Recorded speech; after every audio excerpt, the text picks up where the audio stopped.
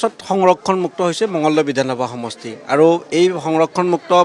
বিধানসভা সমষ্টিৰ মঙলদৈৰ পৰা আপুনি বিধানসভালৈ নিৰ্বাচিত হৈছে এই মুহূৰ্তত আপোনাৰ প্ৰথম প্ৰতিক্ৰিয়া কি চাওক প্ৰায় 42 বছৰ মঙলদৈ বিধানসভা সমষ্টি SC ৰিজাৰ্ভেশ্যন আছিল প্ৰথমবাৰৰ বাবে এইটো অপেন চিট হ'ল আৰু প্ৰথম প্ৰাৰ্থী মহিলা প্ৰাৰ্থী আকৌ প্ৰথম মহিলা বিধায়িকা আৰু মহিলা ইয়াত কেণ্ডিডেটে এটা সময়ত নাছিল এইবাৰ প্ৰথম মহিলা কেণ্ডিডেট হিচাপে মই জয়ী হৈ গৈছোঁ মোৰ অনুভৱটো সঁচাকৈয়ে বহুত ভাল তাৰোপৰি মই মহিলাসকলৰ লগত নেতৃত্ব দি কাম কৰি যাব পাৰিম মহিলাসকলৰ কাৰণে এইটো এটা মোৰ আচলতে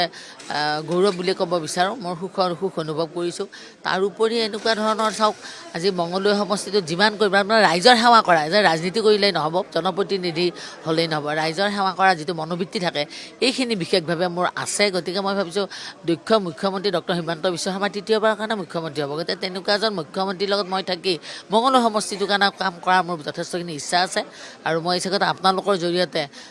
মঙলদৈ বিধানসভা সমষ্টিৰ সমূহ ৰাইজক মই ধন্যবাদ জ্ঞাপন কৰিছোঁ গতিকে ৰাইজৰ যদি আশীৰ্বাদ নহয় আৰু ভোটাৰৰ যদি গ্ৰহণযোগ্যতা নাথাকে তেতিয়া কিন্তু জয়ী হোৱাটো সম্ভৱ নহয় গতিকে মই কিন্তু বিশেষভাৱে ৰাইজৰ যিটো সমৰ্থন তাৰ বাবে তেখেতসকলক ধন্যবাদ জ্ঞাপন কৰিছোঁ আমি যদি চাওঁ এই যিটো নিৰ্বাচন সম্পন্ন হৈ গ'ল আৰু আজি যিটো ঘোষণা কৰা হ'ল ফলাফল 100ৰো অধিক আসন লাভ কৰিবলৈ সক্ষম হৈছে NDAৰ চাওক এনেকুৱা আছিল NDA বুলি ক'বৰ কাৰণে মানে এতিয়া ভবাই নাছিল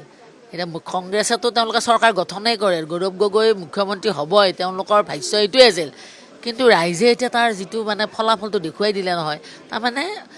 এনে শক্তি প্ৰদৰ্শন কৰি বা মুখেৰে কৈ চৰকাৰ এখন গঠন কৰাটো সম্ভৱ নহ'ব একমাত্ৰ ভোটাৰক মন জয় কৰিব পাৰিব লাগিব আৰু ভোটাৰৰ মাজত গ্ৰহণযোগ্যতা থাকিব সেইখিনি এখন চৰকাৰ সময়ত মুখ্যমন্ত্ৰী যিসমূহ ৰাইজৰ কাৰণে লোৱা আঁচনি উন্নয়নমূলক আঁচনি আজি যিটো অগ্ৰগতি মানে অসমৰ যিটো উন্নয়নৰ ধাৰা এই ক্ষেত্ৰত কিন্তু এইখিনি ক'বই লাগিব আৰু ইয়াৰ ফলশ্ৰুতি ৰাইজৰ কাম কৰিছে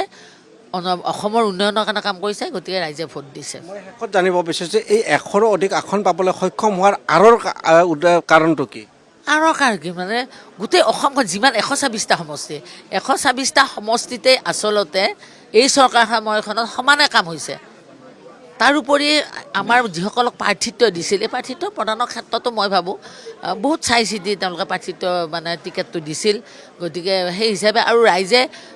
মানে বৰ্তমান কিন্তু ভাৰতীয় জনতা পাৰ্টীৰ নেতৃত্বত চৰকাৰ হোৱাটো বিচাৰে ডক্টৰ হিমন্ত বিশ্ব শৰ্মা তৃতীয়বাৰৰ কাৰণে মুখ্যমন্ত্ৰী হোৱাটো বিচাৰে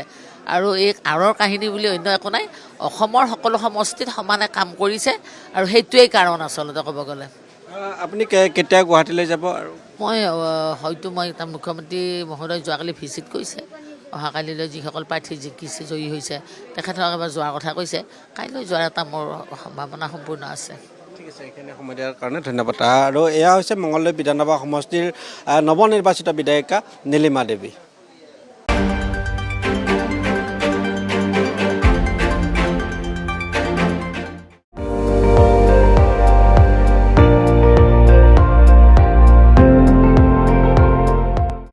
আপুনি চাই আছে ND24